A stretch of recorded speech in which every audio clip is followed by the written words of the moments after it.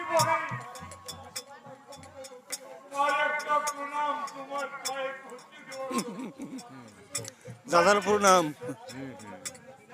তাই তাই তোমার চরণে দিলাম ঠাকুর। ওরে বলো, তোর সংসারে যে গৃহী সাধু রয়েছে